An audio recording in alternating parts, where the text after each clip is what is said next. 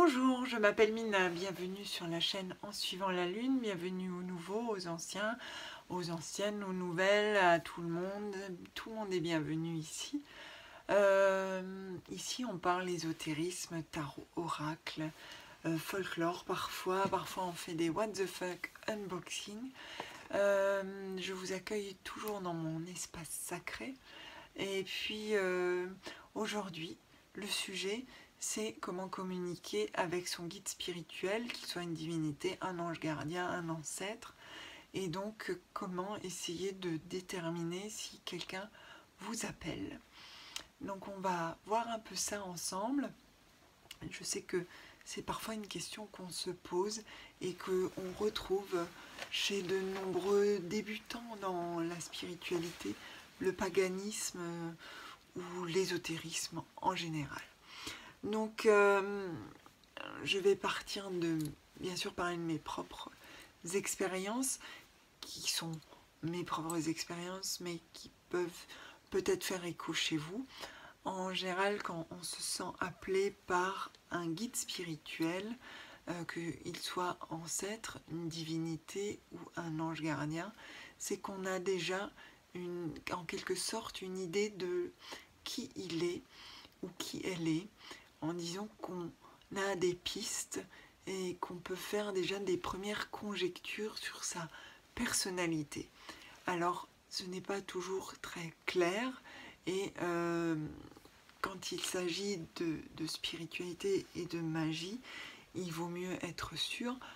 Moi, quand je fais du spiritisme, par exemple, je sais qu'on peut toucher à des énergies qui sont moins bonnes, des entités moins bonnes.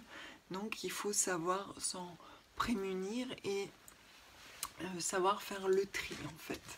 Que toute entité qui rentre en communication, où vous avez l'impression qu'elle rentre en communication avec vous, n'est pas forcément bonne ou à garder. Donc on va voir comment aussi grâce au tarot et à l'oracle, comment faire pour essayer de déterminer ça, chacun chez soi à sa manière. Donc la première chose, c'est que si vous ressentez un appel, il peut se passer sous différentes formes. Je sais que certaines personnes peuvent percevoir un nom, des fois une image, des fois c'est dans les rêves, des fois c'est quand vous pratiquez comme moi le tambour rituel, ça peut se passer dans une transe. Si vous pratiquez d'autres formes de divination, ça peut être aussi pendant ce travail. Alors, parfois on n'est pas sûr, donc on a besoin de signes pour être plus sûr. Je vais prendre mes exemples personnels. Moi, j'ai un culte à Hécatée que se trouve derrière Anubis. Hop, elle est derrière là, voilà. Et donc, j'ai Anubis aussi, mais ça depuis toute petite. Et celui-là, il est rigolo en plus, il est trop mignon. Mais Anubis, par exemple, est venu quand j'étais très jeune, je vais avoir 8 ans, en lisant Fantomède. Fantomède est le pharaon, ou le trésor du pharaon, et il y avait des dessins de dieux égyptiens, et celui qui m'a le plus marqué, c'est Anubis. À partir de ce moment-là, j'ai beaucoup étudié les dieux égyptiens, et à 8 ans, j'avais fait un cahier sur les dieux égyptiens, et je demandais à mes parents de m'acheter des livres sur les dieux égyptiens, pour savoir qui ils étaient, quelles étaient leurs fonctions. Et quand je suis rentrée en 6e, j'étais ravie de pouvoir faire partager ce savoir à mes camarades de classe parce qu'on étudiait, pour une fois que je pouvais étaler un savoir, c'était bien. Et l'autre dieu égyptien que j'aime beaucoup, c'est Osiris, à cause du cycle. Et il y a aussi Isis, forcément, et Nout, la voûte céleste. Voilà pour l'Égypte. Mais Anubis reste mon préféré puisqu'il est psychopompe et qu'il fait partie des divinités dites liminales, c'est-à-dire les divinités des frontières entre les mondes et celui qui emmène les morts ou qui guide les morts à travers de l'autre côté du voile, de l'autre côté de notre dimension de vivant, as above, so below. Et donc Hécatée fait aussi partie de ces divinités liminales.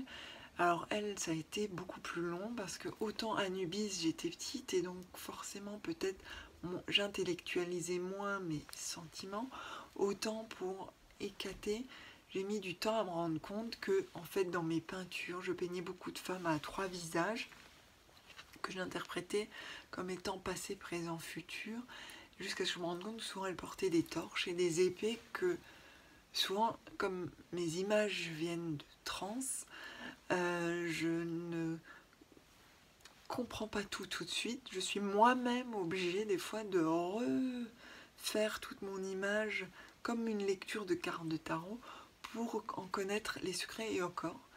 Je pense que je n'en connais pas tout, qu'on me cache des choses. Et je ne suis qu'une sorte de messager. Donc, ce qui était intéressant, c'était cette prédominance de femmes à 3 visages. Je l'appelais la triple lune, ce qui n'est pas entièrement faux, mais c'est pas juste non plus. Et donc, un jour, ça m'est apparu comme une évidence que c'était Hécatée, alors que pourtant, je m'intéressais beaucoup à la mythologie et que j'aurais dû la reconnaître assez vite. Donc, peut-être qu'en fait, je n'étais pas prête, parce qu'il faut être prêt pour travailler avec une divinité ou un guide spirituel. Mon plus ancien guide spirituel, c'est Sainte Barbe, qui est aussi derrière Anubis, hop, qui est là-bas. Anubis, il vient d'arriver, donc... Alors, pourquoi Sainte Barbe? J'ai été opérée à cœur ouvert un 4 décembre, transportée dans une donc le jour de la Sainte Barbe, transportée dans une ambulance Sainte Barbe. Et ce jour-là, ma grand-mère, qui était restée en Alsace, alors que moi j'étais à Paris, était en promenade en forêt. Et elle est tombée sur une chapelle en ruine, et il s'avère que c'était une chapelle Sainte Barbe.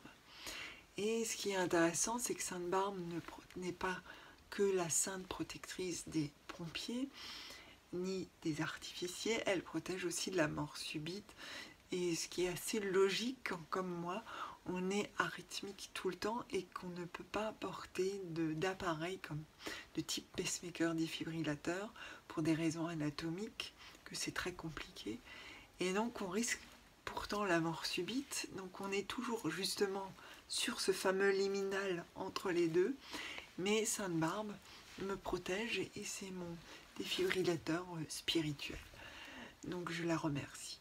Alors travailler après avec une divinité ou un guide spirituel, ça peut être aussi un ancêtre.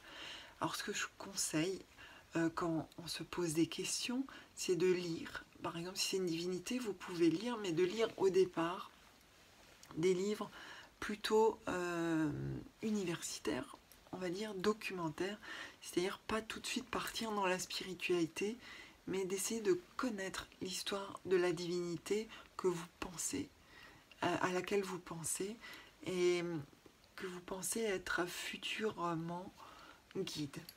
Donc il faut lire. Moi par exemple j'ai aussi Cernunnos sur mon hôtel. Alors lui par exemple c'est assez compliqué de trouver des sources intéressantes au-delà du spirituel. C'est un dieu très ancien. On le rattache aux Celtes, plus particulièrement à ce qu'on appelle les Gaulois.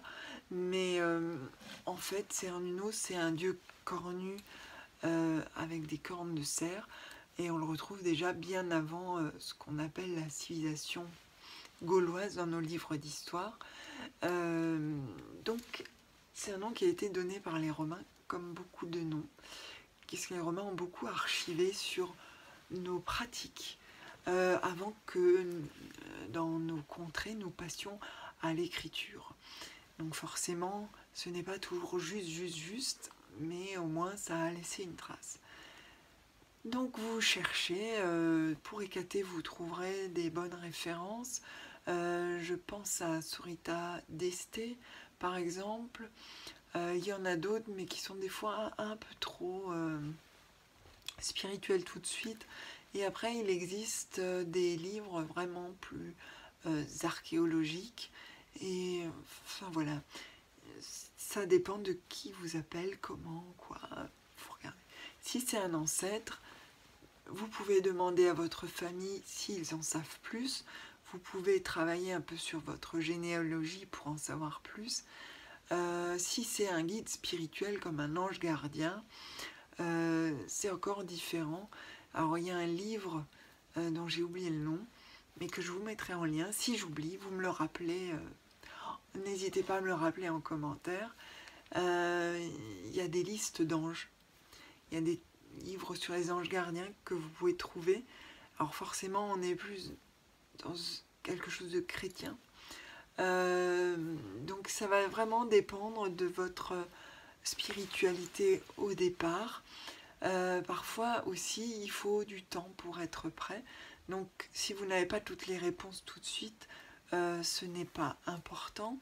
Si c'est un ancêtre, je vous conseille de soit le mettre sur votre espace sacré si vous en avez déjà un, ou de créer un espace, un autel à ancêtres. C'est toujours bien, on l'oublie, on le fait parfois pour les fêtes comme la Toussaint chez nous, mais c'est quelque chose qui vous permet de revoir aussi les gens qui ont fait votre histoire.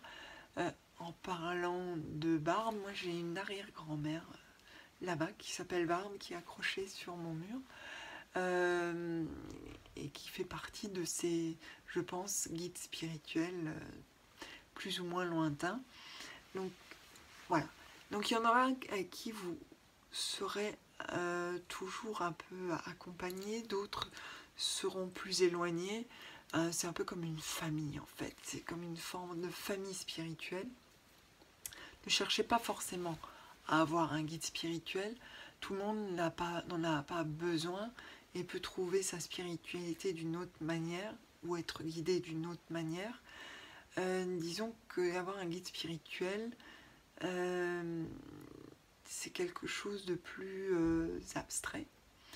Et il y en a qui préfèrent des guides plus terrestres, humains. Mais là, il faut toujours alors se méfier du libre arbitre de l'humain. Donc méfiez-vous quand même des personnes sur lesquelles vous tombez. Il faut que vous lui fassiez confiance et que ne vous fassiez pas embarquer dans des choses complexes. Donc c'est pour ça que on se sent plus libre avec des guides vraiment spirituels pour le coup, je trouve, personnellement. Donc le guide spirituel peut donc avoir différentes formes, être attaché à différentes croyances. Il n'y a pas de limite, il n'y a pas de règle, c'est toujours suivant votre personnalité. Par contre, il ne travaille pas pour vous.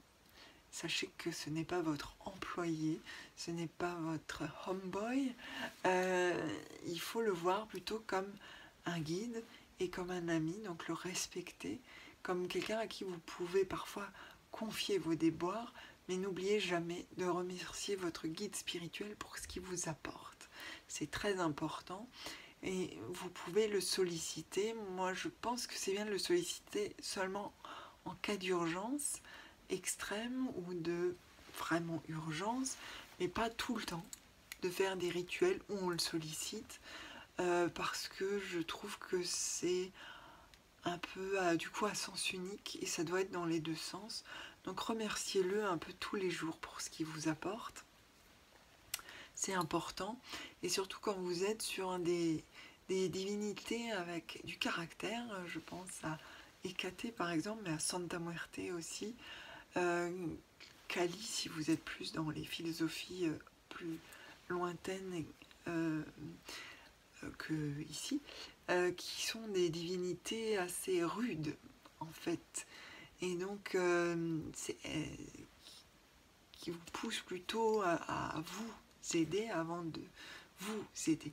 Mais en même temps, c'est une leçon que d'apprendre à avancer par soi. Donc c'est aussi une forme de guidance d'apprendre les choses par soi, et c'est peut-être la meilleure guidance d'ailleurs. Donc ne les sollicitez que en cas d'urgence si vous faites des rituels. Et puis là, je vais vous proposer un petit étalement. J'ai noté, comme d'hab, hein, ceux qui me connaissent savent que j'ai une mémoire de moule. Donc c'est un étalement pour se connecter à votre divinité. Vous retrouverez cet étalement comme d'habitude dans le blog. Le blog est réservé aux étalements, vous en trouverez d'autres sur d'autres sujets. J'essaye de les archiver sur le blog afin qu'ils soient facilement trouvables par tout le monde et que vous puissiez les utiliser ou les réutiliser comme vous voulez. Et donc là, cet étalement, ça va être comment se connecter à son guide spirituel. Il va se divisé en 3 parties. La première partie, c'est mon guide, connaître mon guide, ma divinité. Donc vous allez faire un tirage de 2 cartes. La première carte vous permettra de déterminer si votre guide spirituel, donc qui peut être une divinité, un ange gardien, un ancêtre ou un autre guide, eh bien celui qui vous a donné des pistes et celui auquel vous pensez, ça vous montrera si vous êtes trompé ou pas. Ça vous donnera une idée. Si la réponse est un peu floue et que vous avez un oracle, aidez-vous de l'oracle pour préciser la réponse du tarot. Les oracles, moi je m'en sers souvent pour préciser les réponses du tarot. Quand ça paraît un peu flou, en fait l'oracle permet d'éliminer des choses et de se recentrer sur une partie de la réponse. N'hésitez surtout pas à faire ça si la réponse vous paraît floue. La deuxième question, c'est quel chemin spirituel va-t-il me demander d'emprunter? Et ça, pareil, si vous pouvez lui demander tout de suite. Est-ce que c'est le chemin qui vous convient? Est-ce que c'est celui auquel vous pensez? Parce qu'on peut aussi dire un non à un guide spirituel. Bien évidemment, il ne vous en voudra pas. C'est une proposition de travail. C'est pas du tout quelque chose de fixe. Ensuite, la deuxième partie, c'est attention, mais dans le sens l'attention que je dois porter. Donc, sur quoi ce guide spirituel attire-t-il mon attention? Quel est en fait ce qu'il me demande? Est-ce qu'il me demande d'accomplir une mission? Est-ce qu'il me demande de porter un message? Est-ce que c'est une mission longue, une mission courte? Ça répondra, c'est les chiens qui sont un peu excités, ça vous permettra de répondre à ça. Et quel est le type de relation qu'il veut entretenir avec moi? C'est-à-dire qu'on va essayer de déterminer si c'est une relation courte, longue, est-ce que c'est une relation quotidienne, est-ce que c'est une relation ponctuelle, est-ce que c'est une relation d'ange, de gardien, est-ce que c'est une relation seulement pour la magie? Suivant votre pratique, ça vous donnera une réponse. Et enfin, la troisième partie concerne l'approfondissement de cette relation. Donc comment approfondir cette connexion? Quelles vont être les pistes pour approfondir votre relation à votre guide spirituel? La deuxième carte vous dira comment être plus ouvert au message de mon guide. Parce que avec nos vies parfois très remplies, on ne voit pas forcément les signes. Donc il faut un peu travailler cette attention et la carte vous expliquera, plus peut-être l'oracle, comment en fait travailler cette attention et remarquer des petits signes dans la vie de tous les jours qui peuvent vous laisser penser que la divinité a quelque chose à vous communiquer ou quelque chose à vous dire ou vous envoyer un petit message en tout cas. Et enfin, la troisième, c'est comment l'honorer. C'est-à-dire, il va vous dire comment cette relation, comment vous pouvez le remercier. Ça peut être en pensée, en prière, en offrande. Vous verrez ce que vous répond le jeu, ce qu'elle vous répond votre guide, surtout à travers les jeux. Donc je répète, il y a 3 parties.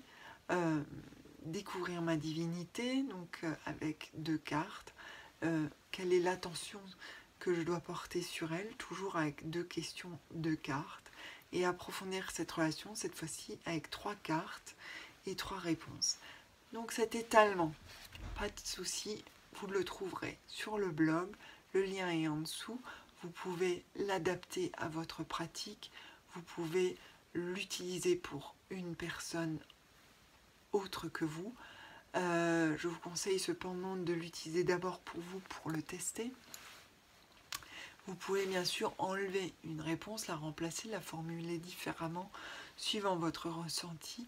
Ils sont vraiment libres d'utilisation. Et puis, si vous avez des questions, n'hésitez pas à me les poser en commentaire. J'essaye d'y répondre. Parfois, je mets un peu de temps suivant les aléas de la vie, mais j'essaye toujours de répondre à ces questions le plus rapidement possible. Donc, n'hésitez pas, ne soyez pas timide. Et vous pouvez aussi me retrouver en live tous les lundis de 18 h à 19 h sur Instagram, en suivant la lune. C'est pareil, vous trouvez le lien en dessous et vous pouvez vous abonner aussi en dessous. Et puis on se retrouve pour une prochaine vidéo sur la pratique du tarot. Et moi je vous dis à bientôt.